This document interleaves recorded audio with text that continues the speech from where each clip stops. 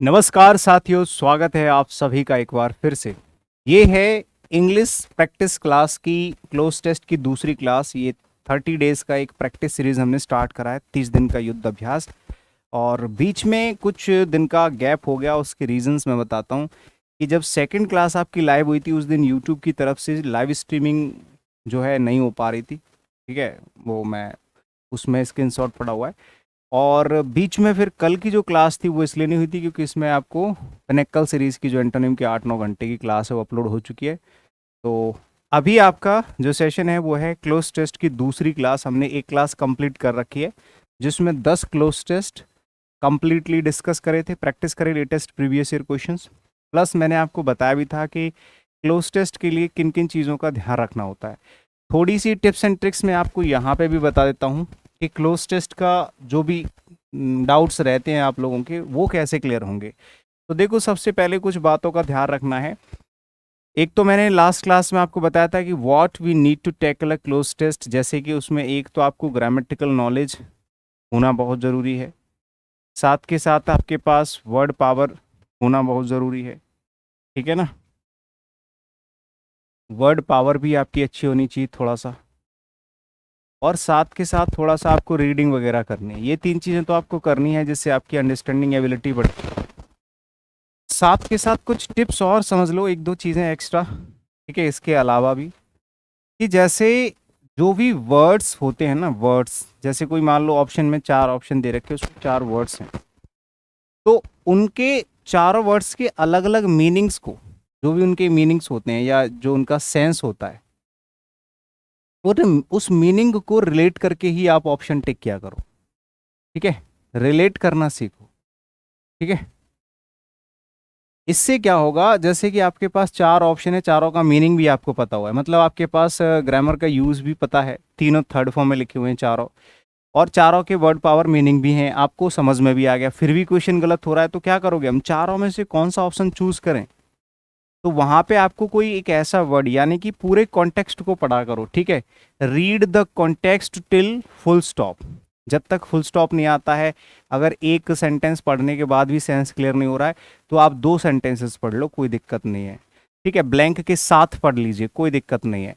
लेकिन वर्ड जो भी ऑप्शन में दे रखे हैं उनका जो सेंस है, उनका जो मीनिंग है, वो कॉन्टेक्स्ट से मैच करना चाहिए। रिलेट करना सीखो कि कौन सा कॉन्टेक्स्ट, मतलब कौन सा वर्ड इस कॉन्टेक्स्ट से मैच कर रहा है, इसका मीनिंग मैच कर रहा है। ठीक है, ये बहुत ज़रूरी है। ऐसे ऐसे क्वेश्चन बहुत बार आते हैं जिसमें हम लोग फंस जाते हैं। जो हमारा स्कोर आता है ना कि सर 5 में से 4 से हो जाते हैं, वो जो एक क्वेश्चन होता है ना, वो इस तरह का क्वेश्चन होता है, परेशान करने वाला। ठीक है ना, और ये भी कैसे मतलब होगा डेवलप सर, ये जो आपने शुरुआत में 3 चीज़ें बताई वो तो मैंने कर ली, ये चौथी चीज़ है। ये सब करने के बाद भी आपको ये करना पड़ेगा, वर्ड को रिलेट करना, उसके मीनिंग को रिलेट करना, ये आपको सीखना। और कोई नई चीज़ आएगी तो मैं आपको ज़रूर बताऊंगा। फिलहाल हम लोग सीधे करते हैं प्रैक्टिस स्टार्ट, यानी कि पहला क्लोज टेस्ट आज की क्लास का आपके सामने है। ठीक है, अभी तक हमने कितने क्लोज टेस्ट कंप्लीट किए हैं, 10। अभी कौन सा है, 11वां। ठीक है, आप चाहो तो इसको रफली पढ़ सकते हैं, नहीं तो सीधे ऑप्शन के साथ आ जाते हैं। देखो, south Korea is the most cosmetically dash country on earth. पूरी धरती पर कैसी कंट्री है साउथ कोरिया, कॉस्मेटिकली डैश है, यानी कि साउथ कोरिया के अंदर कॉस्मेटिकल प्रोडक्ट्स बहुत सारे बनाए जाते हैं और यूज भी करे जाते हैं। ठीक है ना, तो यहाँ पे आप क्या लगाओगे, south Korea is the most cosmetically early country on the earth, advanced country on the earth, ancient country on the earth, या प्रिमिटिव कंट्री ऑन। ऑब्वियसली भाई साउथ कोरिया में सबसे ज़्यादा कॉस्मेटिकल प्रोडक्ट बनाए जाते हैं और यूज़ भी करे जाते हैं, उनको इस चीज़ में बहुत ज़्यादा मतलब अच्छी एक्सपर्टीज़ है, तो वो एडवांस्ड कंट्री है ऑन द अर्थ। ठीक है, यहाँ पे पहली और एंशियंट या प्रिमिटिव, इन तीनों में से कोई। अब देखो, चारों वर्ड्स आपके सामने हैं, सबकी फॉर्म आपको पता है, पार्ट्स ऑफ स्पीच का नाम भी पता है और मीनिंग भी पता है। उसके बावजूद भी आपको क्वेश्चन का आंसर नहीं आ रहा है, तो उसके अंदर जो रीज़न होगा वो क्या रहेगा, जो मैंने आपको चौथा पॉइंट बताया ना आपको शुरुआत में अभी अभी, कि वर्ड का मीनिंग भी पता है बट उसको आप रिलेट नहीं कर पा रहे हैं। तो रिलेट करना सीखो, कॉन्टेक्स्ट से आराम से रिलेट कर लोगे। इसमें ना तो ग्रामर का यूज हो रहा, ना वोकैबुलरी का बहुत बड़ा रूल, क्योंकि बहुत छोटे से वर्ड्स, सारे वर्ड्स का मीनिंग आपको पता है। ठीक है, कोई भी कंट्री कैसी होती है, किसी एक पर्टिकुलर फील्ड में एडवांस्ड होती है। जैसे जापान की बात करें तो वो टेक्नोलॉजी में एडवांस्ड है। ठीक है ना, और इंडिया की बात करें तो रील्स देखने में एडवांस्ड है। ठीक है, ये ग्रामेटिकल क्वेश्चन है, ये सीधे सीधे हो जाएगा।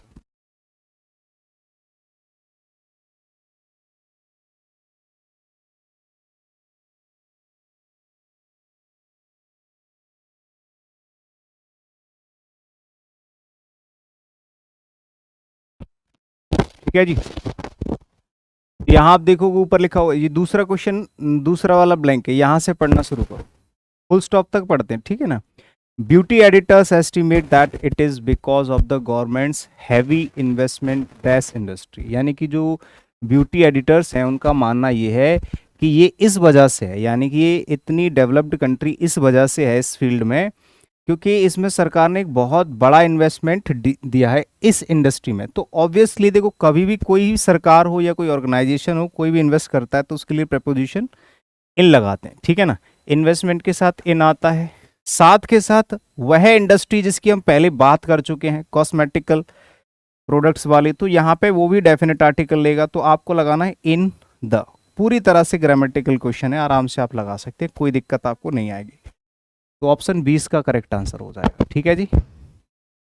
Next, it is ahead of its competitors and its citizens. इसके आगे अगर थोड़ा सा बढ़ते हैं तो इसके जो कॉम्पिटिटर्स हैं, इसके जो सिटीजन्स हैं, dash twice as much on skin care products as consumers in the United States and UK and France.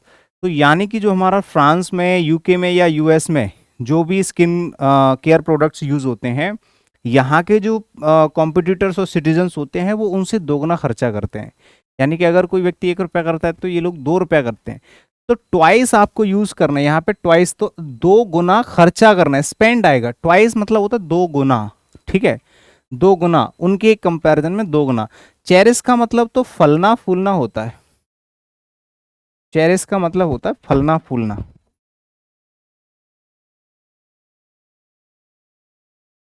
ठीक है ना। प्रोपगेट और कंप्लाई और स्पेंड में से क्या हो जाएगा, ऑप्शन नंबर 4 इसका करेक्ट आंसर हो जाएगा, खर्चा करना। चौथे नंबर पे देखो, आगे लिखा है कि जो कोरियन है, Korean shoppers are dash the world's most discerning though all though perhaps या मे बी। यहां तक बताओ क्या होगा, फोर्थ वाले में क्या होगा। यानी कि जो कोरियन सोपर्स हैं आर परहैप्स, यानी कि ऑप्शन नंबर 4 इसका करेक्ट आंसर होगा। परहैप्स का मतलब होता है संभवतः या शायद कह सकते हो, शायद या संभवतः कह सकते हो। ठीक है, मोस्ट प्रोबेबली का मतलब, ये परहैप्स का मतलब होता है मोस्ट प्रोबेबली, ठीक है ना। यानी कि जो कोरिया के सोपर्स होते हैं दुकानदार, वो शायद ये मान के चलो कि संसार के सबसे ज्यादा डिसर्निंग है, मतलब पूरे वर्ल्ड में सबसे ज्यादा डिसर्निंग है। 8 मतलब कम लोग, यानी कि एक अच्छा वो होता है नंबर, 8 आउट ऑफ 10, यानी कि लगभग 10 में से 8 लोग ऐसे होते हैं, Korean women in their 20s and 30s use N app that dash like a cosmetic specific. यानी कि उसमें से 10 में से 8 ऐसी औरतें हैं कोरिया की जो ऐप यूज करती हैं, ठीक है, 20 से 30 ऐप यूज करती हैं, that dash like a cosmetics specific. तो यहाँ पे आप क्या लगाओगे, ये तो परहैप्स हो गए, यहाँ पे 4 ऑप्शन है आपके पास 5वें वाले के लिए, तो सेलेक्ट द। देखो यहाँ पे आपको 4 ऑप्शन दे रखे हैं, एक तो स्टॉप्स एक फंक्शन है, या डिसॉल्व है, या फिर मल फंक्शंस है। तो आप एक बताओ, यहाँ पे ये तो रिलेटिव प्रोनाउन है, ऐप जो होगा वो क्या करेगा, ऑब्वियसली कोई भी एप्लीकेशन होगा वो फंक्शन ही तो करेगा, कोई भी एप्लीकेशन होगा वो क्या करेगा, फंक्शन करेगा।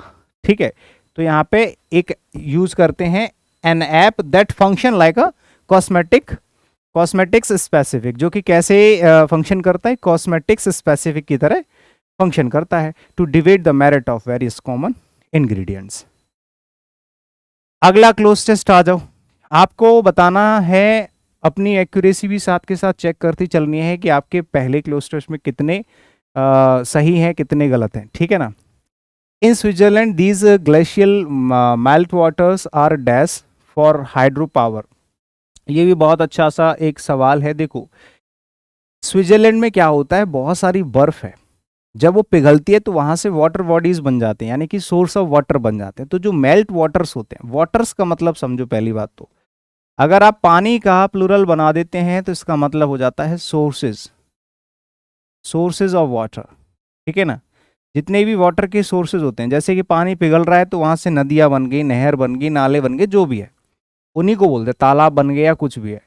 तो वे जो मेल्ट वाटर्स होते हैं उनको यूज किया जाता है किसके लिए? हाइड्रो पावर के लिए, यानी कि पानी से इलेक्ट्रिसिटी बनाना या कोई भी एनर्जी बनाने के लिए इस्तेमाल में लाया जाता है पानी को, क्योंकि चारों तरफ पानी पानी बर्फ बर्फ है तो उसको यूज में लाते हैं। चूज नहीं करा जाता है। प्लॉट मतलब होता है किसी को, मतलब साजिश रचना, तो ये भी नहीं होगा। ग्लूड चिपकाना ये भी नहीं होगा, यूज्ड हो जाएगा। बहुत कॉमन सा वर्ड है, क्वेश्चन। दूसरे वाले में आप यहाँ पे क्या लगाओगे?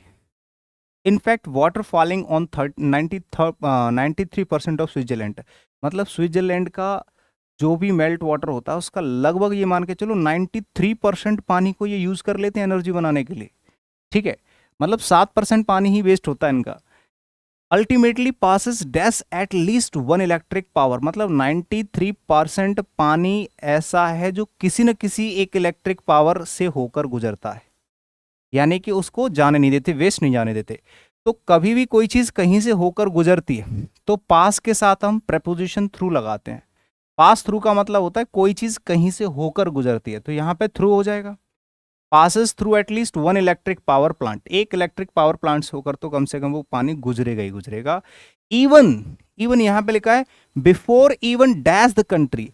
मान लीजिए कोई ऐसी वाटर बॉडी है, ऐसा मेल्ट वाटर्स है, ऐसा कोई मेल्ट वाटर है जो देश में ही नहीं है, अपने देश से बाहर जा रही, मतलब देश से होकर ही नहीं गुजर रही, ऊपर से होकर निकल जा रहा है, लेकिन स्विट्जरलैंड का पानी है। जैसे मान लो इतना बड़ा स्विट्जरलैंड, बहुत बड़ा एरिया है, लेकिन इतना ही देश, अब मान लो कोई वाटर बॉडी यहाँ से निकल के जा रही, तो उन्होंने यहाँ पे प्लांट बना रखा है। इवन अगर कोई ऐसा वाटर बॉडी है जो देश से बाहर होके जा रहा है, वहां पे भी इन्होंने पावर प्लांट बना रखा है। तो यहां पे बिफोर इवन लीविंग, लीविंग पता है क्यों? क्योंकि लीविंग द कंट्री, अगर कोई ऐसा मेल्ट वाटर है जो देश को छोड़ के जा रहा है, मतलब बाहर से निकल रहा है, तो भी वहां पे भी आपको पावर प्लांट मिल जाएगा।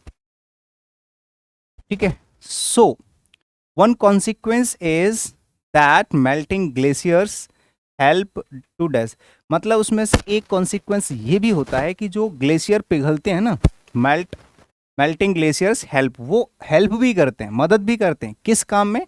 To dash for low rainfall in times of drought, जब पूरे देश में मान लो सूखे का टाइम होता है, सूखा पड़ जाता है, तो वहाँ पे पानी की ज़रूरत होती है, तो वह पानी उस जगह पे या उस टाइम पे जब सूखा पड़ता है वहाँ पे भी काम आता है। तो किस चीज़ के काम आएगा वो पानी? कंपेंसेट करने के लिए, या स्लेट करने के लिए, स्टॉल के लिए, या सरेंडर करने के लिए। तीनों में से कुछ नहीं होगा। स्लेट तो एक तख्ता होता है, स्टॉल दुकान होती है, सरेंडर आत्मसमर्पण, कंपेंसेट होता है मुआवजा, यानी कि किसी की मदद करने के लिए। भाई किसी चीज़ की कमी होती है उसको पूरा करना ही तो कंपेंसेट कहते हैं उसे, तो ये हो जाएगा compensate, to compensate for low rainfall in times of drought. Filling reservoirs to supply the nations dash supply, देखो मतलब ये लोग क्या करते हैं, मेल्टिंग ग्लेशियर्स को रिजर्वायर में क्या कर लेते हैं, फिल कर लेते हैं। और वो जो फिलिंग रिजर्वायर होते हैं, रिजर्वायर मतलब होते हैं स्टॉक कर लेना पानी का, तो इसको किस लिए करा जाता है? To supply the nations dash supply, देश के डैश सप्लाई के काम में लाया जाता है जब इसको स्टॉक कर लिया जाता है। तो stage supply, air supply, cooking supply या एनर्जी सप्लाई। भाई जब एनर्जी बन रही है तो पानी से एनर्जी ही तो मिलेगी, किसी भी तरह की एनर्जी ही मिलेगी, तो देश में जब एनर्जी की जरूरत होती है तो उसको हम सप्लाई के लिए रिजर्वायर में फिल कर लेते हैं। ठीक है ना, ये भी बहुत अच्छा सा एक क्लोज टेस्ट है। ये क्लोज टेस्ट नंबर 13 देखो फटाफट से, यहाँ पे आप देखोगे बहुत ज़बरदस्ती प्रैक्टिस करा रहा हूँ, ध्यान रखना। Learning a new language can be challenging but it's also dash, देखो जब भी आप कोई नई लैंग्वेज सीखते हैं तो ये चैलेंजिंग हो सकती है, लेकिन उसी के साथ साथ ये इनसिग्निफिकेंट भी हो सकती है, या पॉइंटलेस भी हो सकती है, या रिवॉर्डिंग, या फिर कस्टमाइजिंग रिवॉर्डिंग हो जाएगा। अगर आप कोई भी नई लैंग्वेज सीखते हैं तो हो सकता है आपको शुरुआत में दिक्कतें आए, चैलेंजेस आए, बट ये आप लोगों के लिए रिवॉर्डिंग भी साबित हो सकती है, यानी कि ये आप लोगों के लिए अच्छा भी साबित हो सकती है। कैसे? देखिए अच्छी साबित कैसे हो सकती है, ठीक है, आगे बता रहा है।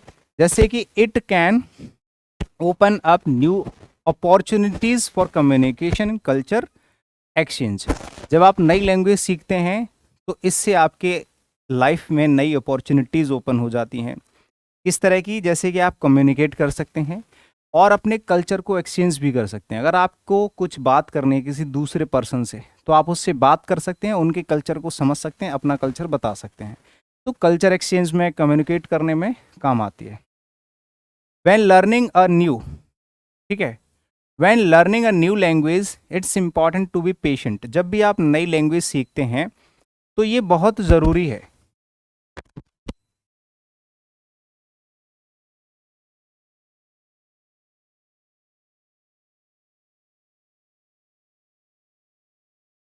तो यहाँ पे दूसरे वाले ब्लैंक में आप देखोगे 4 ऑप्शन है, गिव, नेग्लेक्ट, रश और फोर्स। वो कह रहा है कि जब भी आप नई लैंग्वेज सीखते हैं तो आपको कुछ बातों का ध्यान रखना पड़ेगा। कौन सी सबसे पहली इंपॉर्टेंट बात? It's important to be patient. आपको पेशेंट बनना पड़ेगा, यानी कि आपके अंदर पेशेंस होना चाहिए।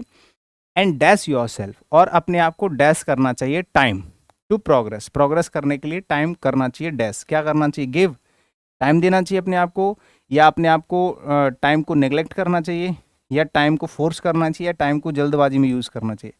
अपने आप को टाइम देना चाहिए, ठीक है। It's important to be patient and give yourself time to progress. One way to make language learning easier. आगे देखो, फुल स्टॉप हो गया, इसके आगे पढ़ो क्या कह रहा है। One way to make language learning easier, एक तरीका है कि किसी भी लैंग्वेज को सीखने को आसान बनाने का। वो क्या है जी? वो है is to dash. Is to dash, is to hesitate, हिचकिचाना चाहिए। इज टू कमिट, अपने आप से कमिटमेंट करना चाहिए। इज टू प्रोक्रास्टिनेट, प्रोक्रास्टिनेट का मतलब होता है टालना, क्या चीज़ों को टालना चाहिए। या फिर फॉरगेट, भूल जाना चाहिए। तो कम्यूट हो जाएगा, अपने सॉरी कमिट हो जाएगा।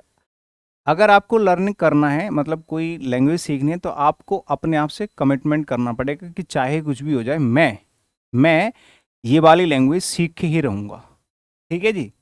हाँ, ये वाली लैंग्वेज सीख के ही रहूँगा। तो पहले कमिटमेंट करना, ये सबसे बढ़िया तरीका है।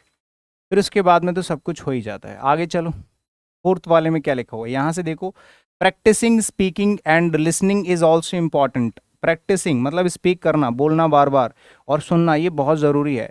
Not just reading and writing, सिर्फ रीडिंग राइटिंग से काम नहीं चलेगा, बोलना और सुनना ये भी बहुत ज़रूरी है। By immersing yourself in the language and culture, आपको अपने आप को उस लैंग्वेज में, उस कल्चर में ढालना पड़ेगा। You can accelerate your dash, आप अपने डैश को भी एक्सिलरेट कर सकते हैं, ठीक है। And gain a deeper understanding of the language, और लैंग्वेज के डीपर अंडरस्टैंडिंग को भी समझ सकते हैं, मतलब समझ को भी बढ़ा सकते हैं। गेन मतलब बढ़ाना, प्राप्त करना, ठीक है।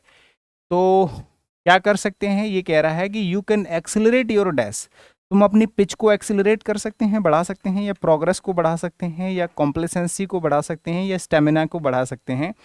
भाई ऑब्वियसली आप अपनी प्रोग्रेस को बढ़ा सकते हैं। जैसे कि मान लो आप कोई काम अच्छा कर रहे हो, अगर आप एक इंग्लिश या कोई अदर लैंग्वेज सीख जाते हैं तो आपका वो काम और अच्छा हो जाता है। कोई भी अदर लैंग्वेज जब आप सीख जाते हैं तो आपका काम और अच्छा हो जाता है, ठीक है। तो अपनी प्रोग्रेस को भी क्या कर सकते हैं, एस्केलरेट कर सकते हो, ठीक है। आगे लिखा हुआ है, but it's also that dash and can be a fun experience. पहले यहां से पढ़ना शुरू करो, थोड़ा सा ऊपर से लेके आते हैं ना। ये कह रहा है, accelerate your progress and gain a deeper understanding of the language.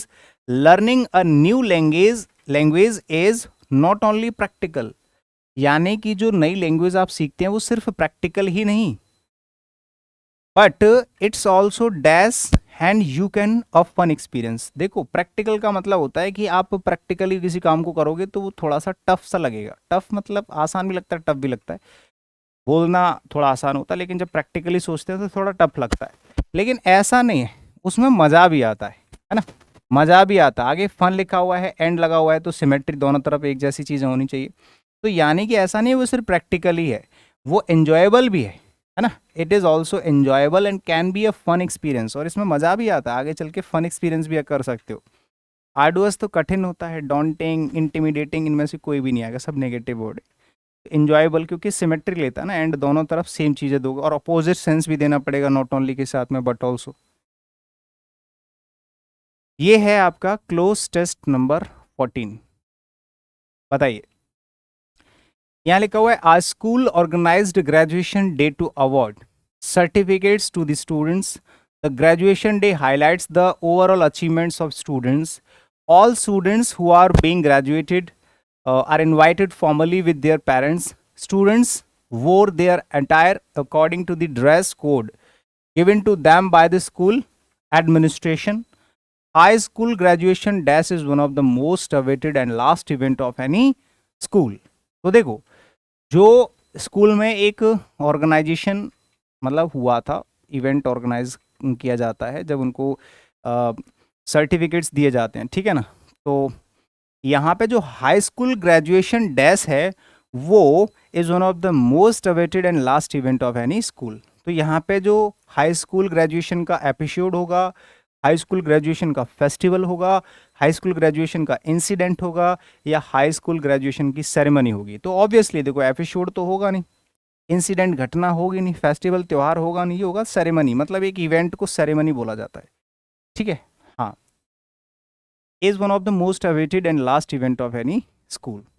The function begin with dash the lamp. कोई भी फंक्शन की शुरुआत होती है, किसी भी इवेंट की शुरुआत होती है तो दीपक जला के शुरुआत की जाती है कि नहीं. हाँ, तो यहाँ पे लाइटिंग हो जाएगा. लाइटिंग का मतलब होता है प्रज्वलित करना, प्रज्वलित, प्रज्वलित करना यानी कि दीपक जलाना. तो लैंप जो लिखा हुआ है ना आगे लैंप, तो लैंप को प्रज्वलित ही करा जाएगा. लाइटनिंग जो होता है ये एक तो झालर होती है, झालर जो लगा देते हैं ना दिवाली पे, और दूसरा मीनिंग होता है इसका बिजली. बिजली जो कड़कती है, बिजली जो कड़कती है ना उसको भी हम लोग बोलते हैं. और एक जो झालर वाला लगाते हैं उसको भी लाइटनिंग बोलते हैं. स्पार्कलिंग होता है चमकना. स्पार्कलिंग और ग्लिटरिंग दोनों का मतलब होता है चमकना, टिमटिमाना, ठीक है ना, चमकना या टिमटिमाना. तो ऑप्शन ए इसका करेक्ट आंसर होगा. नेक्स्ट, थर्ड वाले में बताओ क्या होगा. ऊपर देखोगे followed by the distribution of certificates in a very systematic way. मतलब पूरा का पूरा जो सर्टिफिकेट्स का डिस्ट्रीब्यूशन था ये बहुत ही सिस्टमेटिकली ऑर्गेनाइज हो गया, कंप्लीट हो गया. उसके बाद क्या हुआ, our principal made a long and dash speech. हमारे जो प्रिंसिपल है उन्होंने एक लंबा सा और डैश स्पीच दिया और हमको ब्लेस करा for the future dash. Future dash के लिए ब्लेस करा कि चलो तुम्हें फ्यूचर में ये हो जाए.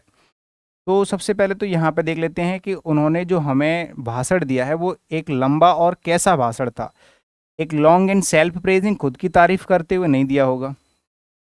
Self a long and encouraging speech होगा, क्योंकि जब भी कोई प्रिंसिपल या कोई एजुकेटर या कोई सीनियर आदमी हमको स्पीच देता है तो उसमें हमें एनकरेज ही करता है, ठीक है ना.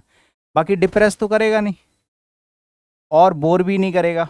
बोर करता है ऐसी बात नहीं, लोगों को बोरियत भी फील होती है, बट यहाँ पे सेंस के अकॉर्डिंग हमें अपना कॉन्टेक्स्ट के सेंस के अकॉर्डिंग आंसर करना है. ऐसा नहीं है कि बच्चे वहाँ पे बोर भी तो हो रहे होंगे सर, ऐसा नहीं सेंस लगाना है. कॉन्टेक्स्ट के हिसाब से सेंस लगाना है कि जो भी टीचर होता है वो एनकरेजिंग मतलब स्पीच देगा बच्चों के लिए. तो भी बच्चों के किसके लिए, and blessed us for the future dash, और हमें फ्यूचर डैश के लिए उन्होंने ब्लेस करा. तो फ्यूचर एंडेवर्स, फ्यूचर एंटरटेनमेंट की जाओ आप फ्यूचर में एंटरटेनमेंट करना उसके लिए, या फ्यूचर में नेग्लेक्ट करने के लिए या बर्बाद होने के लिए. भाई एंडेवर्स होते हैं प्रयास, जो कठिन प्रयास होते हैं ना कि जीवन में आप अपने अच्छे अच्छे प्रयास करो और अच्छे अच्छे अचीवमेंट्स हासिल करो, उसके लिए उन्होंने हमको ब्लेस करा है. तो फ्यूचर एंडेवर्स हो जाएगा, ठीक है ना. एक और लास्ट क्वेश्चन इसका फिफ्थ वाले का, बताओ क्या होगा. On behalf of our graduating class, our class representative extended a vote of thanks. हमारे जो क्लास रिप्रेजेंटेटिव थे उन्होंने क्या करा, एक वोट ऑफ थैंक्स एक्सटेंड करा टू शो डैश. क्या दिखाने के लिए, डैश दिखाने के लिए. यानी कि उन सभी लोगों ने क्या करा, एक धन्यवाद बोला. अब धन्यवाद बोला किस लिए, आभार व्यक्त करने के लिए. आभार व्यक्त करने के लिए धन्यवाद बोला जाता है, ग्रेटिट्यूड को बोला जाता है आभार. टू शो आभार यानी कि टू शो ग्रेटिट्यूड. तो सिंपल सी बात है, जब भी थैंक्स वगैरह लगाओगे तो उसके आगे ग्रेटिट्यूड ही लगाना पड़ेगा. A vote of thanks to show gratitude to all staff members. सभी स्टाफ मेंबर्स के प्रति आभार व्यक्त करते हुए उन्होंने धन्यवाद बोला. ग्रीट का मतलब तो खुद ही धन्यवाद होता है, तो जो यहाँ पे थैंक्स लगा हो तो ग्रीट नहीं आएगा. ग्रेसियस नहीं होगा, ग्रेसियस और कॉर्टियस, ये भी सिंपल वर्ड्स हैं, बट ग्रेटिट्यूड ही सही वर्ड है, ठीक है ना, आभार। बाकी इन जो हैं पॉजिटिव वर्ड सारे, बट ग्रेटिट्यूड जो है कॉन्टेक्स्ट के हिसाब से मैच करेगा, आभार। नेक्स्ट क्लोज टेस्ट है, close test number 15। The thought here is that because saliva is dash alkaline, stimulating it by chewing gum after eating dash help neutralize and acidity in your mouth and throat। मैंने कहा था कि जब भी कोई context पढ़ो तो आप फुल स्टॉप तक तो कम से कम पढ़ा करो, ठीक है। अब इससे पता चल रहा है कि विचार यह है, यहाँ विचार यह है कि जो सलाइवा होता है इस डैश अल्कलाइन स्टिमुलेटिंग। तो यहाँ पे देखो क्या होगा, स्टिमुलेटिंग क्या है, एडजेक्टिव है, ठीक है। हाँ, ये भी आपका एडजेक्टिव है, तो यहाँ पे हमें एडवर्ब लगाना चाहिए, एडवर्ब लगाना चाहिए एडजेक्टिव के लिए। और यहाँ पे एडवर्ब क्या होगा, स्लाइटर नहीं, ये कंपैरेटिव डिग्री है, स्लाइटर सुपरलेटिव डिग्री है, ये भी एडजेक्टिव है। एडवर्ब सिर्फ स्लाइटली है, हल्का सा, तो हमें एडजेक्टिव के लिए एडवर्ब क्वालिफाई करना पड़ेगा। तो भाई यहाँ पे स्लाइटली लगाएंगे, ग्रामेटिकल क्वेश्चन बन रहा है, आराम से बना सकते हो, ठीक है। तो the thought here is that because saliva is slightly alkaline stimulating it,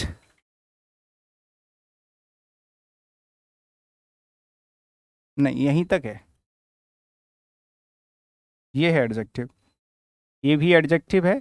और इसके आगे ये जो है ना, ये आपका स्टिमुलेटिंग इट, ये भी कह सकते हैं प्रेजेंट पार्टिसिपल है, कोई दिक्कत नहीं, इसके लिए काम कर रहा है, तो ये भी एडजेक्टिव हो जाएगा। स्टिमुलेटिंग इट बाय च्युइंगम, मतलब ये च्युइंगम मतलब चबाते हुए स्टिमुलेट करता है, उकसाता है, बाय च्युइंग मतलब इंक्रीज करता है, बढ़ाता है, या उत्सर्जन बोलते हैं ना, निकलता है, वही होता है। तो stimulating it by chewing gum after eating dash, after eating dash, after eating what, after eating dash help neutralise the acidity in your mouth and throat. तो यहाँ आपको मॉडल वर्ब चूज करनी है, बताओ कौन सी करोगे। देखो सेल लगाओगे तो इसके दो रीजन हो सकते हैं सेल यूज करने के, एक तो कंपल्सन और दूसरा आई और वी, दोनों ही नहीं है यहाँ पे, ठीक है। गुड आता है किसके लिए, एबिलिटी दिखाने के लिए, ये भी नहीं आएगा क्योंकि यहाँ पे एबिलिटी नहीं दिखाई जा रही। नीड आता है नेसेसिटी के लिए, और मे आता है पॉसिबिलिटी के लिए, जब ज़्यादा पॉसिबिलिटी होती है ना।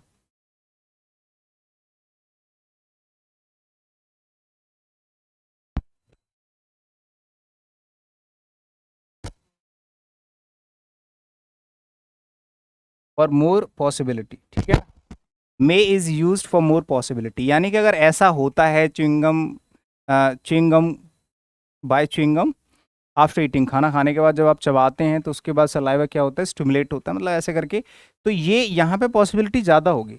और एक तरीके से मे में जो होता है एक्शन पॉसिबल ही दिखाया जाता है, माइट होता है तो कम पॉसिबिलिटी होती है, तो यहाँ पे मे यूज़ करेंगे, ठीक है ना।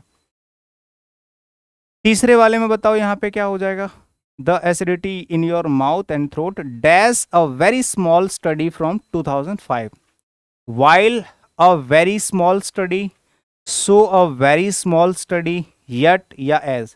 तो वाइल आ जाएगा भाई, क्योंकि ये पास्ट के टाइम को शो करता है।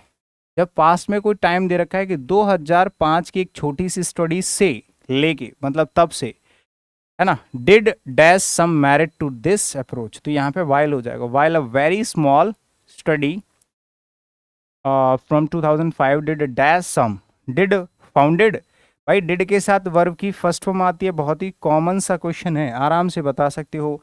फाउंडेड होगा नहीं, फाइंड होगा, फाउंड भी ये देखो फर्स्ट फॉर्म भी होती है और सेकंड फॉर्म भी होती है, लेकिन अगर फर्स्ट फॉर्म की तरह यूज़ करोगे तो इसका मतलब हो जाएगा स्थापना करना, स्थापना करना, तो यहाँ पे स्थापना का तो कोई सेंस है नहीं।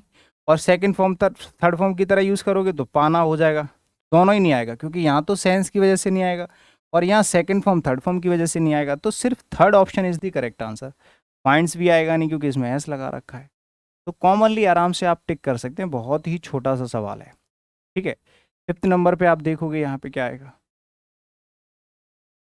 The size of the study makes it difficult to dash any real conclusion, ठीक है। The study makes it difficult to dash, difficult to draw, difficult to expel, repel या सेल, क्या हो जाएगा बताओ। The size of the study, यानी कि जो स्टडी आप, उसने बता भी दिया कि छोटी सी स्टडी थी, यानी कि the size of the study makes it difficult to dash any real conclusion. अब देखो, कोई भी छोटे से प्रयास हो, छोटी सी स्टडी हो या कुछ भी हो, तो उससे बहुत बड़े कंक्लूजन तो निकलेंगे नहीं, है ना, बहुत बड़े कंक्लूजन नहीं निकलेंगे। किसी भी चीज़ का कंक्लूजन निकालने के लिए इस्तेमाल किया जाता है ड्रॉ। ड्रॉ का मतलब क्या होता है, कोई चीज़ निकलती है तो उसको क्या बोलते हैं, ड्रॉ। तो ड्रॉ अ कंक्लूजन हो जाएगा, है ना। It difficult to draw any real conclusion, यानी कि ये इतनी छोटी रिसर्च थी या इतनी छोटी स्टडी थी कि उससे बहुत बड़े बड़े कंक्लूजन्स नहीं निकल सकते। चलिए, एक और क्लोज टेस्ट आपके सामने देख रहे हो, ये बेहतरीन प्रैक्टिस क्लास है, आपको बैक टू बैक क्वेश्चंस मिल रहे हैं और आराम से आप अपनी प्रतिभा, यानी कि अपनी इंटेलिजेंस, अपनी क्षमता यहाँ पर लगा सकते हैं। और ये सारे के सारे प्रीवियस ईयर एग्जामिनेशंस में पूछे गए सवाल, जैसे आप देखोगे एसएससी सीजीएल 2023 का क्वेश्चन आपके सामने है। इनकी ओरिएंटेशन अगर आप रखते हैं अपने एग्जामिनेशंस में, आपकी तैयारी अच्छी रहेगी। ठीक है, चलो तो शुरू करते हैं। ये है close test number 16। We must understand the people can process very little information presented orally, so it is dash practically for the teacher। आप देखोगे कि ये हमें बहुत अच्छे से समझना चाहिए, that people can process very little information presented orally। लोग बहुत ही छोटे लेवल की मतलब इंफॉर्मेशन को ओरली प्रेजेंट कर सकते हैं। और it is dash particularly for a teacher, ये स्पेशली किसके लिए, टीचर्स के लिए है। ठीक है, तो अर्जेंट, अननेसेसरी या इमैटेरियल या इंपॉर्टेंट, ऑब्वियसली इंपॉर्टेंट होगा। It is important particularly for a teacher, ये चीज़ इंपॉर्टेंट है और पर्टिकुलरली किन के लिए, टीचर्स के लिए। क्या है भाई, आगे देखते हैं। टू रियलाइज, ये चीज़ इंपॉर्टेंट है टीचर्स के लिए, क्या करने के लिए, टू रियलाइज दैट, ये चीज़ रियलाइज करने के लिए कि that the students have sometimes listen to 3 और 4 टीचर्स। टीचर्स नहीं होगा, ये गलत लिख गया है, इसको सही कर लेना, टीचर्स होगा, ठीक है ना।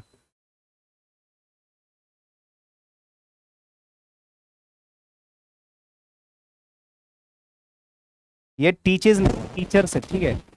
तो ये चीज़ हमें ध्यान रखनी चाहिए टीचर्स को स्पेशली, कि जब कोई स्टूडेंट हमें सुन रहा है, पढ़ रहा है, तो इसके साथ साथ वो 3 से 4 टीचर्स को और भी सुन रहा है, यानी कि बाकी के टीचर्स से भी पढ़ रहा है। ठीक है, टीचर्स डैश यू, आपके अलावा, तो बिहाइंड तो पीछे होता है, बिसाइड बगल में होता है, आफ्टर के बाद होता है, और बिफोर आपसे पहले। यानी कि ये चीज़ हमें सच में, ये बहुत अच्छी बात कही है, एक टीचर को इस बात का ध्यान रखना चाहिए कि कोई स्टूडेंट अगर आपके पास आया तो वो उससे पहले भी 3-4 टीचर्स को पढ़ चुका है या उनसे पढ़ चुका है। तो बिफोर यू, तुमसे पहले वो ऑलरेडी 3 से 4 टीचर्स को ऑलरेडी सुनता है। ठीक है ना। The teacher must have props like notes, handouts and slides that will make the learning material dash alive for the students and stay that way with them।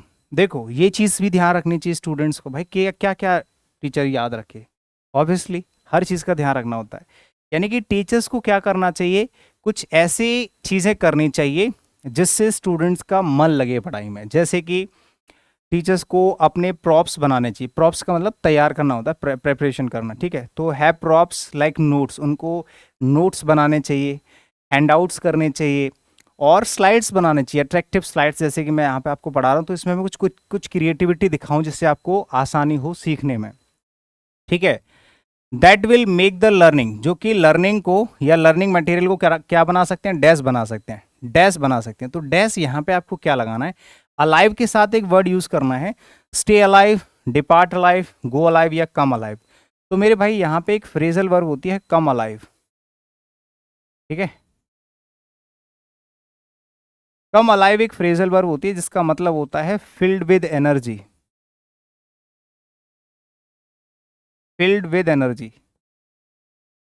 कोई भी ऐसी चीज जिसको आप एनर्जी से फुलफिल कर देते हैं उसी को कहा जाता है कम अलाइव। तो यहाँ पे आपको कम अलाइव लगाना है।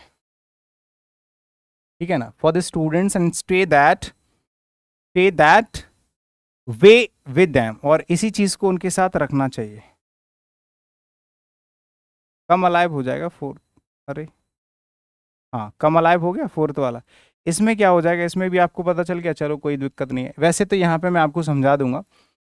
A visual aid, a little movement and और color will get the students attention। अगर आप ये छोटी छोटी चीज़ें करते हैं, जैसे विजुअल एड हो गया, साफ सुथरी चीज़ें दिख रही हैं, लिटिल मूवमेंट है, थोड़ा बहुत मूवमेंट करना, और कलर, कलर जो चीज़ें होती हैं, है ना, ये सब चीज़ें क्या करते हैं, स्टूडेंट्स के अटेंशन को गेन करती हैं ना।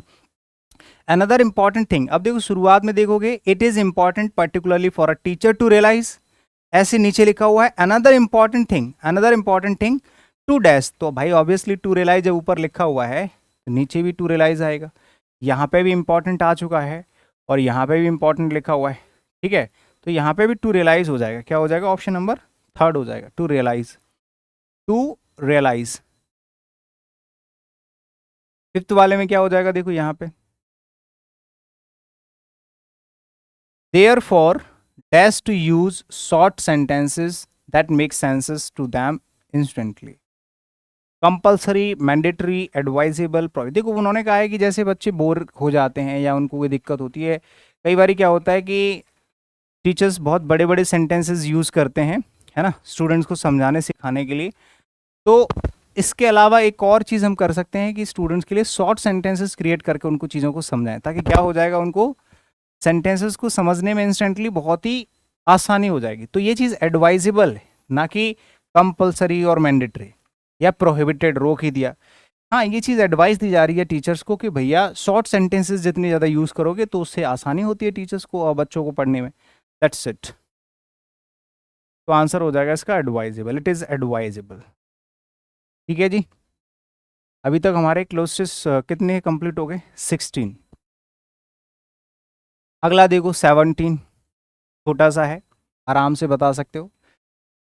शुरू से पढ़ेंगे ना। I have few deliberations for you, मेरे पास कुछ प्लानिंग्स हैं तुम्हारे लिए। डेलिब्रेशंस मतलब pre plannings. Don't leave your hard work to dash, आप अपने हार्ड वर्क को, अपनी मेहनत को डैश मत करो। डोंट लीव, छोड़ो मत, यानी कि डायरी में मत छोड़ो, या नोट्स में मत छोड़ो, या मेमोरी में मत छोड़ो, या संबंध में मत छोड़ो। भाई अगर आपने किसी भी चीज़ पे काम किया है ना, अगर हार्डवर्क किया है, तो आप उसको ऐसे ही मत जाने दो, आप उसको ऐसे ही मत जाने दो, ठीक है ना। तो मेमोरी बन के मत छोड़ो कि यार मैंने इतनी मेहनत करी थी एक टाइम पे, नहीं, उसको मेमोरी बना के मत छोड़ो, उसको साथ लेके चलो। If you have gone to the effort, अगर आपने किसी चीज़ में एफर्ट लगाए हैं टू कंप्लीट अ डायलॉग, एक डायलॉग को कंप्लीट करने में, to dash fritter away all the meaning you created, does not. अब देखो यहाँ तो ये खत्म हो गया। अगर आपने किसी भी चीज़ को कंप्लीट करने में एफर्ट्स लगाए हैं तो उनको ऐसे ही वेस्ट मत जाने दो। आगे लिखा हुआ है डैश फ्रिटर अवे। अब देखो फ्रिटर वर्ब की फर्स्ट फॉर्म है और आगे फ्रेजल वर्ब है, ठीक है ना, प्रपोजिशन लगी हुई है। तो डज नॉट से सेंटेंस की शुरुआत नहीं होती, डिड नॉट से नहीं होती, हैड नॉट से नहीं, डोंट से स्टार्ट होती है। डू नॉट मतलब डोंट, जैसे ऊपर भी लिखा हुआ है देखो, डोंट लीव। ऐसे ही don't fritter away all the meanings, meaning जो भी आपने मीनिंग क्रिएट करा है उसको ऐसे ही फ्रिटर अवे मत होने दो, मतलब जाने मत दो। By trusting your memories, write down the dash of conclusions, जो भी निष्कर्ष हैं, जो भी कंक्लूजन्स हैं, उनके डैश को राइट डाउन करो। आपने कुछ किया, आपने मेहनत करी, विफल हो गए, परेशान हो गए, फेल हो गए, उसके बाद जो भी कंक्लूजन्स हैं, जो भी कॉन्सिक्वेंसेज हैं, उनको राइट डाउन करो, उनकी डैश को राइट डाउन करो। क्या, तो जो भी कंक्लूजन आए हैं उनके टाइटल्स को राइट डाउन करोगे, नोट डाउन करोगे, या डिटेल्स को नोट डाउन करोगे, या फेलियर्स को सिर्फ, या शॉर्टकट्स को, नहीं यार, जो भी डिटेल है उन सब को नोट डाउन करो, उन सब को राइट डाउन करो, ठीक है ना, कि क्या हुआ मेरी मेहनत में, मैंने क्या क्या काम करे, उसमें क्या क्या निकली चीज़ें, सारी डिटेल लिखो। डिसीजंस एंड असाइनमेंट्स सब कुछ लिखो, जो भी असाइनमेंट्स हैं उनकी डिटेल लिखो, डिसीजंस हैं उनकी डिटेल लिखो, कंक्लूजन्स हैं उनकी डिटेल लिखो। Remember to record dash, remember, चौथे में बताओ क्या होगा, remember to record dash does what by when. Remember to record, record करने की कोशिश करो या रिमेंबर करो। रिमेंबर टू रिकॉर्ड मतलब चीज़ों को क्या करना है आपको, देखो ये कह रहा है कि dash does, which does what why when, कब, है ना, मतलब कब कहाँ, फिर कब, क्या और हु डज वॉट, हाँ हु हो जाएगा यहाँ पे, क्योंकि देखो ये वर्ब है, वर्ब की फर्स्ट फॉर्म है, एक्शन है, तो एक्शन को करने वाला भी तो कोई होना चाहिए, विच तो नहीं करेगा, है ना, क्योंकि नॉन लिविंग होता है। हुम ऑब्जेक्टिव केस है तो ये वैसे भी नहीं होने का, दैट भी नहीं होगा, कंजंक्शन है तो यहाँ पे आपका हु हो जाएगा। Remember to record who does what by when, मतलब इस चीज को रिमेंबर करो कि भाई कौन करता है क्या और कैसे। भाई आपको कोई काम करना है तो आपको ये चीज नोट करनी है कि कौन करता है, ऐसे तुम्हारे जैसे तुम करना चाह रहे हो, कौन करता है, क्या करता है और कैसे करता है, ये चीज रिमेंबर करो, इस चीज को रिकॉर्ड करने की कोशिश करो। यही तो होता है कि दूसरों को पहले चेक करो कि वो कर क्या रहे हैं, तब ना आप कुछ करोगे। फिफ्थ वाले में देखो, रिविजिट योर नोट्स, पहले तो दूसरों को देखो कौन क्या कर रहा है, फिर उसके बाद अपने नोट्स को रिविजिट करो। एट की टाइम्स, की टाइम्स जो होता है ना आपका, जिस टाइम पे आप बैठ के अमल करते हैं, चीजों पे विचार करते हैं। एंड डैश असाइनमेंट्स, और क्या करोगे, ओब्लिटरेट करोगे असाइनमेंट्स को, स्पेकुलेट करोगे, रिव्यू करोगे, इंट्रोस्पेक्ट करोगे। रिव्यू करेंगे अपने असाइनमेंट, जो भी आपने तैयार करे हैं, जो भी आपने नोट्स बनाए, जो भी डिटेल लिखी है, उसको रिव्यू करना। इंट्रोस्पेक्ट तो आत्मनिरीक्षण करना होता है, अपने आप के बारे में सोचना, ठीक है ना, तो यहाँ पे हो जाएगा आपका रिव्यू, लास्ट वाला सही है, ठीक है भाई।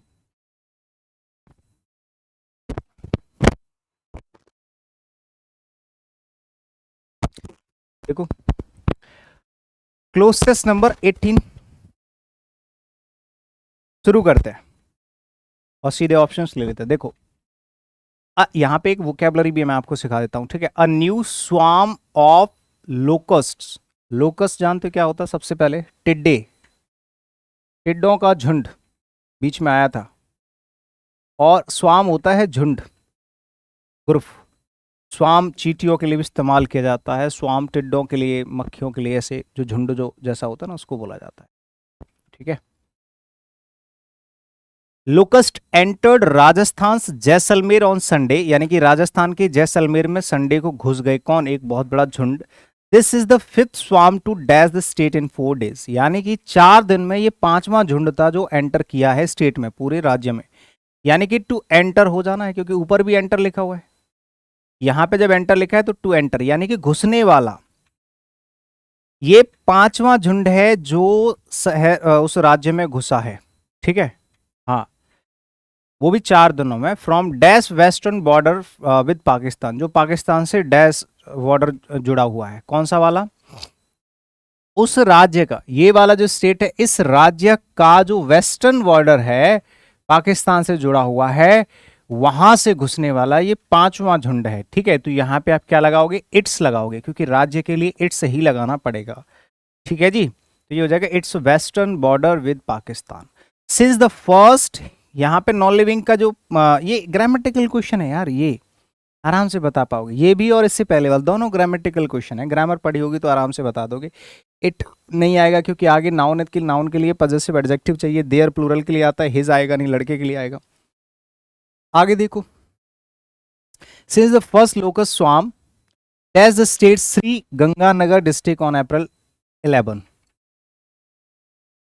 जब से पहला जो लोकस स्वार्म डैश था, इन्वेडेड, जो इन्वेडेड या फिर वॉज इन्वेडिंग या इन्वेड या इज इन्वाइडिंग, तो देखो इन्वेडेड आएगा क्योंकि ऊपर से यहां से देखोगे तो ये भी सेकंड फॉर्म से बना हुआ है, ठीक है। और यहां पे भी आपको सेकंड फॉर्म ही लगाना पड़ेगा, इन्वेडेड। तो ये पहला स्वार्म था जो इन्वेड हुआ है, एंटर हुआ है, मतलब घुसा है, घुसने वाला, ठीक है, जो सबसे कहाँ से पहले घुसा था, गंगानगर डिस्ट्रिक्ट से घुसा था, ठीक है ना, वो भी 11 अप्रैल को। तो इन्वेड नहीं होगा, इन्वेड क्यों नहीं होगा, सॉरी फर्स्ट फॉर्म में ऐसे एस लगेगा, ठीक है ना।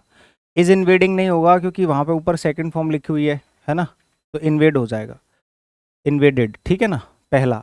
अगला देखो फोर्थ में क्या लगाओगे, एज मैनी एज 25 स्वाम्स, मतलब 25 स्वाम्स घुसे हैं, बिल्कुल इसी तरह से, सबसे पहला 10 अप्रैल को घुसा, उसके अलावा ऐसे 25 घुसे हुए हैं, ठीक है ना। Swarms dash entered Rajasthan, having entered, obviously having entered या हैव एंटर्ड होगा, यानी कि पहला जो स्वाम था वो आपका 11 अप्रैल को घुसा था, ऐसे ही 25 और घुसे हैं स्वाम्स, तो हैव एंटर्ड, मतलब 25 स्वाम्स हैव एंटर्ड। यहाँ पे सब्जेक्ट भी लगा हुआ है, तो यहाँ पे आपको प्लूरल वर्ब लगानी पड़ेगी क्योंकि प्लूरल सब्जेक्ट है, तो यहाँ पे हैव हो जाएगा, have entered Rajasthan, some swarms move to Chhattisgarh, कुछ ऐसे स्वाम्स थे जो छत्तीसगढ़ की तरफ मूव कर गए और मध्य प्रदेश की तरफ मूव कर गए, ठीक है। अंटिल विच होगा dash which agriculture departments issued advisories to farmers asking them to be on high alert, यानी कि जब तक उन्होंने ये इशू किया कि भैया सभी फार्मर्स को कि सतर्क रहें, बीच में ये अटैक हुआ था टिड्डों के द्वारा, तो उसमें से कुछ जो छत्तीसगढ़ और मध्य प्रदेश की तरफ मूव कर गए। डैश विच एग्रीकल्चर डिपार्टमेंट्स, तो अंटिल विच एग्रीकल्चर डिपार्टमेंट्स ऐसे होगा, या बिफोर या आफ्टर या सिंस, आफ्टर तो होगा नहीं, अंटिल भी नहीं होगा, सिंस या विच, बिफोर में से बिफोर हो जाएगा, सॉरी। अच्छा अच्छा अच्छा अच्छा अच्छा, ठीक है। हाँ हाँ, देखो जो एडवाइजरी डिपार्टमेंट के द्वारा, एग्रीकल्चर डिपार्टमेंट के द्वारा फार्मर्स को दी गई, उसके बाद जैसे हाई अलर्ट पे हो गए सब लोग, तो उसके बाद क्या हुआ कि जो कुछ ऐसे स्वाम्स थे जो मध्य प्रदेश और छत्तीसगढ़ की तरफ मूव कर गए, बिल्कुल सही है। बिफोर नहीं आएगा, आफ्टर आएगा। आफ्टर मतलब after which agriculture departments issued advisory to farmers asking them to be on high alert, जब एग्रीकल्चर डिपार्टमेंट ने हाई अलर्ट जारी कर दिया तो उसके बाद कुछ ऐसे स्वाम्स थे जो मध्य प्रदेश की तरफ या उधर क्या हो गए, मूव कर गए, क्योंकि लोगों ने अपना बचाव शुरू कर दिया। जब बचाव शुरू कर देते हैं तो फिर उनको कुछ दिखता नहीं खाने को, तो फिर वो चले जाते हैं। एक और देखो, अगला क्लोज टेस्ट है आपका 19th, ठीक है, close test number 19th। When Jane died, Jane मर गया है, कोई नाम है किसी का, dash 1850, she was called one of the most distinguished novelists, यानी कि ये एक नोवेलिस्ट है, बहुत सारे डिस्टिंगाइज्ड नोवेलिस्ट में से ये एक है जो मर गया था 1850 में। अब देखो किसी भी ईयर के लिए हम प्रेपोजिशन इन का यूज करते हैं, ये हमें पता है ऑलरेडी, ठीक है। She was called one of the most distinguished novelists dash England has produced and the first who dash, देखो यहाँ पे तो हो जाएगा इन प्रेपोजिशन, कोई दिक्कत है नहीं है। अब सेकंड वाले के ऑप्शंस देख लो जिससे पता रहेगा। यहाँ पे क्या होगा, one of the most distinguished नोवेलिस्ट्स, मतलब जितने भी नोवेलिस्ट्स हैं उनमें से ये व्यक्ति सबसे अलग था, सबसे अलग। अब देखो कायदे से यहाँ पे हु इंग्लैंड हैज प्रोड्यूस्ड होना चाहिए, देखते हैं क्या होगा। इंग्लैंड जो है ये आपका सब्जेक्ट है, आपके पास 4 ऑप्शन है और ये आपकी वर्ब है, तो हमें चाहिए ऑब्जेक्ट। अब देखो ऑब्जेक्ट चाहिए तो यहाँ पे ऑब्जेक्ट है नहीं, हमें यहाँ पे चाहिए ऑब्जेक्ट। अब हु लगाओगे तो हु का ऑब्जेक्ट हुम होता है, हुम इसमें है नहीं है। हुज पॉजेसिव केस है, ये भी नहीं आएगा। दैट व्हाट भी नहीं आएगा क्योंकि ये सब्जेक्टिव केस है, ये भी सब्जेक्टिव केस है, ये पॉजेसिव केस है। तो अब ऑब्जेक्ट कहाँ से मिलेगा, सिर्फ एक ही ऑप्शन है, ये ऑब्जेक्ट भी होता है सब्जेक्ट भी होता है, तो यही आएगा। अगर यहाँ पे हुम होता तो हम सबसे पहले हुम लगा देते, लेकिन वो भी नहीं होगा, है ना, हुम है ही नहीं इसमें। तो विच इंग्लैंड हैज प्रोड्यूस, जो भी इंग्लैंड ने प्रोड्यूस करे उनमें से एक व्यक्ति ये भी था, ठीक है ना, तो यहाँ हो जाएगा which. The first who dash, the first who dash, ये व्यक्ति पहला था जिसने डिसमिस किया है that people, that beautiful kind of fiction, ठीक है। तो यहाँ पे इन्होंने एक नोवेल जारी करा है ना। अब किसी भी, और उसका नाम क्या है, that beautiful kind of fiction is the historical romance, या फिर इनमें से कोई नाम होगा, या फिर ये हिस्टोरिकल रोमांस होगा, हाँ ये है, इसका नाम है beautiful kind of fiction the historical romance, ये है इन्होंने जारी करा है। यानी कि जब भी कोई नोवेल जारी होता है उसका नाम है द हिस्टोरिकल रोमांस। तो ये कोई भी किताब जब पब्लिश होती है या सामने आती है सबसे पहली बार, तो उसको इंट्रोड्यूस करा जाता है, ना कि डिसमिस करा जाता है, और ना एनर्जाइज करा जाएगा, किसी की ताकत नहीं बढ़ाई जाएगी, ना ही कास्ट किया जाएगा, ठीक है। इंट्रोड्यूस किया जाता है किसी भी किताब को, किसी भी नोवेल को, ऐसे करके। द पोर्टर सिस्टर्स, यानी कि एक वहां पे पोर्टर सिस्टर हैं, ठीक है, पोर्टर सिस्टर्स, उनका जो करियर है वो खत्म हो गया। पोर्टर सिस्टर्स का करियर खत्म हो गया कब, dash as the Bronte sisters were getting started in the earlier Victorian dash, जब वॉन्टी सिस्टर्स ने अपना कारोबार चालू किया या अपना जो भी काम चालू किया, तब फिर वहां पे जो पोर्टर सिस्टर्स थी उनका करियर खत्म हो गया। लेकिन कब खत्म हुआ ये तो पता, तो लेस्ट कहीं ऐसा ना हो कि नहीं आएगा, मस्ट नहीं आएगा, दैट भी नहीं आएगा, जस्ट होगा, क्योंकि जस्ट एज बिल्कुल जैसे ही, जस्ट का मतलब होता है तुरंत जैसे ही, जैसे ही, जस्ट एज का मतलब होता है जस्ट एज, जस्ट लाइक या जस्ट एज का मतलब होता है जैसे ही, इसका मतलब हो जाएगा जैसे ही। तो जैसे ही ब्रॉन्टी सिस्टर्स ने अपना काम चालू किया तो पोर्टर सिस्टर्स का जो करियर था वो खत्म हो गया था। कब? इन द अर्लियर विक्टोरियन डैश के शुरुआत में। तो विक्टोरियन डैश क्या होता है? विक्टोरिया का क्या था? विक्टोरिया का स्पेलिंग थी, या विक्टोरिया के टर्म्स थे, या विक्टोरिया का सेशन था, या विक्टोरिया का पीरियड था? ऑब्वियसली विक्टोरिया, रानी विक्टोरिया के समय को क्या कहते हैं? विक्टोरियन पीरियड कहा जाता है। ठीक है, हाँ, गांधी पीरियड ऐसे नहीं बोलते, गांधीज पीरियड या विक्टोरियन पीरियड, है ना? तो ये हो जाएगा विक्टोरियन पीरियड। जब विक्टोरिया रानी थी, रानी विक्टोरिया, उस समय की ये, उस समय पे इन्होंने अपना स्टार्ट किया था, तब पोर्टर सिस्टर्स का पूरा करियर खत्म हो गया था ब्रॉन्टी सिस्टर्स के आने के बाद। तो विक्टोरियन पीरियड हो जाएगा, सेशन स्पेल टर्म्स कुछ नहीं होगा। ठीक है, option 4 is the correct answer. तो ये हो गया आपका 19th क्लोज टेस्ट कंप्लीट। चलिए एक और क्लोज टेस्ट कंप्लीट करते हैं भाई। आज की क्लास का ये आखिरी क्लोज टेस्ट है, यानी कि हर क्लास में हम 10 क्लोज टेस्ट कंप्लीट कर रहे हैं। Digital India can be the prime dash behind making a reality. ये आपका एसएससी सीजीएल 2022 का क्वेश्चन है, जिसमें मैंने 135 आउट ऑफ 135 मेंस में। तो याद रखना यहाँ पे इस वाले क्वेश्चन में ज़्यादातर स्टूडेंट्स ने गलती करी है। क्या मैं बताता हूँ, कम से कम ये मान लो 40%, 30 से 40% बच्चों का क्वेश्चन गलत था। उनको तुरंत देखते ना, ये यार ये तो हमारा प्राइम फैक्टर है, फैक्टर्स लगा के चले आए सब लोग, बट फैक्टर यूज नहीं होगा। थोड़ा सा मैंने कहा था ना, कॉन्टेक्स्ट को आगे तक पढ़ा करो। Digital India can be the prime dash behind making a reality of the governments promise of minimum government maximum governments. जब सरकार वादे करती है कि भैया हमारी मिनिमम गवर्नमेंट मैक्सिमम गवर्नमेंट्स रहेगी, तो इस चीज को रियलिटी में लाने के लिए जो डिजिटल इंडिया है, ये क्या करेगा? डैश करेगा। तो ये क्या चीज है डिजिटल इंडिया? भाई मान लो सरकार के जितने भी काम होते हैं उसको सभी लोगों के सामने रखने के लिए सबसे ज़्यादा ज़रूरी क्या है? आपके पास इन्फॉर्मेशन, जो कि डिटेल में नहीं होती है। किस वजह से नहीं होती? Lack of technology. अब जब डिजिटल इंडिया हो रहा है तो इससे टेक्नोलॉजी बिल्ड होगी। जब सारी चीज़ें आपके सामने होगी तभी तो आपके चीज़ें आपके लिए फ़ायदेमंद होंगी, है ना? तो डिजिटल इंडिया कैन भी, हो सकता है या बन सकता है। क्या बन सकता है? The prime dash, prime factor नहीं, प्राइम फोर्स बन सकता है। सबसे बड़ी ताकत बन सकती है डिजिटल इंडिया। किस चीज के पीछे? Behind making a reality. किस चीज के पीछे?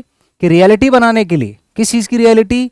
कि जो सरकार वादे करती है ना, उसके पीछे कि भाई क्या हुआ तुम्हारे वादों का। ठीक है, हाँ, तो यहां पे प्राइम फोर्स हो जाएगा। इम्पैक्ट, माइट, ये सब नहीं होगा। आगे लिखा हुआ है सच एज, जैसे कि एग्जाम्पल भी देखे हैं, जैसे कि transformation requires technology to be formally dash. देखो, ट्रांसफॉर्मेशन अगर आपको बदलाव लाना है तो उसको किन चीज़ों की जरूरत पड़ती है? बदलाव के लिए टेक्नोलॉजी की जरूरत पड़ती है। Transformation requires technology to be formally dash into government. सरकार के अंदर डैश करने के लिए, फॉर्मली मतलब दृढ़ता के साथ। तो दृढ़ता के साथ क्या? स्टक करने के लिए, या प्लांट तो पौधे लगाए जाते हैं। इंसर्ट मतलब अंदर डालने के लिए, या एम्बेडेड, एम्बेड का मतलब होता है लागू करना। देखो, अगर आप सरकार के अंदर इस चीज को फॉर्मली, टेक्नोलॉजी को फॉर्मली दृढ़ता के साथ लागू कर देते हैं ना, तो इस, देखो, अगर ट्रांसफॉर्मेशन लाना चाहते हो, बदलाव लाना चाहते हो, तो टेक्नोलॉजी को सरकार के अंदर एम्बेड करना पड़ेगा, वो भी फॉर्मली, दृढ़ता के साथ, स्ट्रिक्टली। तो यहाँ पे एम्बेड हो जाएगा, लागू करना। Something that the Digital India project list as one of its foremost objects. Foremost मतलब होता है important. Embedding technology into government. सरकार के अंदर अगर टेक्नोलॉजी एम्बेड कर रहे हैं, गवर्नमेंट डैश विल डू, आगे वर्ब है तो यहाँ सब्जेक्ट ही चाहिए, सब्जेक्ट चाहिए, यानी कि यहाँ पे नाउन या प्रोनाउन चाहिए। तो नाउन ही प्रोनाउन ही यहाँ पे देखो, ऑफिसेज, हायरार्की, डिटेल्स या प्रोसेसेस। जो भी गवर्नमेंट के प्रोसेसेस होते हैं, या सरकार की डिटेल होती हैं, या ऑफिसेज होती हैं, या हायरार्की होती है, उनके अंदर अगर आप टेक्नोलॉजी एम्बेड करते हैं, विल डू 3 थिंग्स, तो वहां से क्या हो जाएगा? 3 चीजें होंगी। ठीक है, तो आप सरकार की देखो, हायरार्की तो होगा नहीं, ये तो पदानुक्रम होता है, पदों का क्रम, ये पदों का क्रम होता है, तो ये तो होगा नहीं। और ना ही डिटेल होगा, ये दोनों हट गए। या तो ऑफिसेस लगा सकते हो या प्रोसेसेस। लेकिन आगे क्या लिखा हुआ ये पढ़ लो, ये कह रहा है कि जो डिजिटल इंडिया प्रोजेक्ट लिस्ट है, one of its foremost object embedding technology into government processes. भाई सरकार की जो प्रोसेसेस है ना, उसके अंदर अगर आप टेक्नोलॉजी एम्बेड कर रहे हो तो ये तीन चीजें होती हैं इसके बाद। तो प्रोसेस, जो भी सरकार की प्रोसेसिंग हो रही है, जो भी प्रोसेस है सरकार का, उसके अंदर जो भी आप टेक्नोलॉजी एम्बेड कर रहे हो, वहां से तीन चीजें निकल के आएंगे। तो यहाँ पे प्रोसेसेस होगा, मतलब जो भी प्रोसेस होता है सरकार का, ठीक है ना। आगे लिखा हुआ है transform the government and make it more transparent. सबसे पहले तो सरकार को ही ट्रांसफॉर्म करेंगे, ऊपर से इसको बहुत ज़्यादा ट्रांसपेरेंट कर देंगे, मतलब साफ सुथरा कर देंगे, सारी चीज़ें सबके सामने होंगी और एफिशिएंट भी होंगी। जब सब कुछ सामने होता है तो लोग अच्छे से काम भी करते हैं, ठीक है ना। हाँ, तो सरकार की चीज़ें जब ट्रांसपेरेंट होंगी तो अच्छे से काम भी करेंगे। Transform the lives of citizens specially those at the bottom of the desk. Citizens की जो लाइफ है उसको भी ट्रांसफॉर्म करना है ना, टेक्नोलॉजी की वजह से। Specially those at the bottom of the dash pyramid. Specially किन के लिए? उनके लिए जो डैश पिरामिड के बॉटम में आते हैं। डैश मतलब हाइपोथेटिकल पिरामिड या क्लासिफाइड पिरामिड या मिथिकल पिरामिड या प्रोवर्बियल पिरामिड। प्रोवर्बियल पिरामिड हो जाएगा। जैसे कि मान लो कुछ ऐसी चीज़ है, प्रोवर्बियल का मतलब होता है, देखो झूठा है, मिथिकल और हाइपोथेटिकल ये तो झूठा होता है। तो झूठी चीज़ों के लिए तो हम कुछ कर ही नहीं सकते। अब झूठी चीज़ें हैं तो उनके लिए तो हम कुछ ही नहीं कर सकते। लेकिन अगर क्लासिफाइड है या फिर आपका प्रोवर्बियल है, प्रोवर्बियल का मतलब होता है ऐसी लोग, ऐसे सिटीजन्स जो कहावतों पे जी रहे हैं, उनके साथ कहावतें अप्लाई होती हैं। जैसे कि मान लो कहावतों पे उनकी लाइफ चल रही है, तो उन सब चीज़ों को बदलना पड़ेगा टेक्नोलॉजी के थ्रू। भाई अवेयरनेस फैलाना, बहुत सारी चीज़ें होती हैं। तो यहाँ पर proverbial pyramid and make our economy more efficient and competitive, और अपनी इकोनॉमी को ज़्यादा एफिशिएंट और कॉम्पिटिटिव बनाने के लिए 2040 में MC Kinsey global institute report, एक 2014 में एमसी किन्से की रिपोर्ट आई थी, ठीक है, प्रिडिक्ट्स दैट, उसने ये बताया है that the large scale dash of technology through Digital India positions India with the biggest opportunity yet to accelerate economic growth.